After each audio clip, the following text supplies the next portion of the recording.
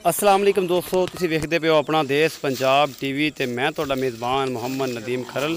सब तो पहले अपने चैनल को सबसक्राइब ते बैल आइकन का बटन दबाओ कि मेरी हर आने वाली वीडियो तुहाडे तक पहुँच सके।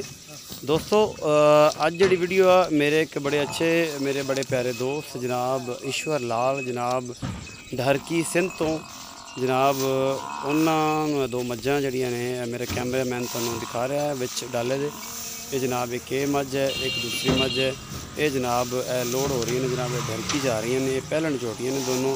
ये जनाब 4,80,000 रुपए के सौदा फाइनल होया। दो झोटियां का माशाल्लाह बड़िया खूबसूरत, एक सून वाली है, एक सूई हुई है, एक पिछे कट्टा वा। एक जी 8-10 दिन लैंदी है, 15 दिन लैंदी है।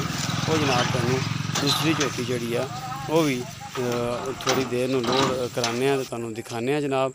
यह जनाब दूसरी झोटी है। ये जनाब भी पहलना वो भी पहलना, ये दोनों पहलन झोटियां ने। ये जनाब ढरकी जा रही ने।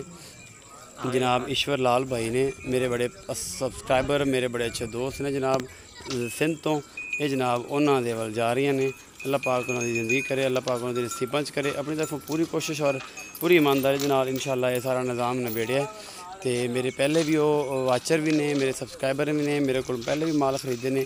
बेहद शुक्रगुजार हाँ मैं अपने भाई का जनाब ईश्वर लाल साहब का कि उन्होंने मेरी मुहब्बत प्यार दिता तो अपना ये मामला जोड़ा अलहमदुलिल्लाह जरा पाया तकमील तक पहुँचा।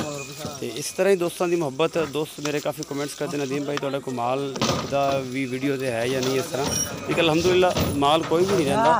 वो वजह होंगी है कि टाइम नहीं होंगे, टाइम की शॉर्टेज की वजह से मैं वीडियो जी सबसक्राइबर्स दी ने वो नहीं पाँगा। तो इस करके जनाब जो है ना थोड़ा जहा लगता है कि जिस तरह वीडियो अलहमदुलिल्लाह कोई भी माल मेरी वीडियो तो पाया हुआ माल नहीं रहा। तो ये जनाब इंशाअल्लाह उम्मीद है कि तुहानूं मेरी जी वीडियो आ बेहद पसंद आई होगी। तो अगली वीडियो वेखने वास्ते जो नवे सबसक्राइबर ने उन्होंने चाहिए नवे वाचर चाहिए मेरे चैनल को सबसक्राइब करो तो ना ही बैल आइकन लगे हुआ घंटा दबाओ कि मेरी हर आने नवी वीडियो उन तक पहुँच सके। अपना बहुत सारा ख्याल रखिए। जो मिलेंगे नवी वीडियो अल्लाह के बाद।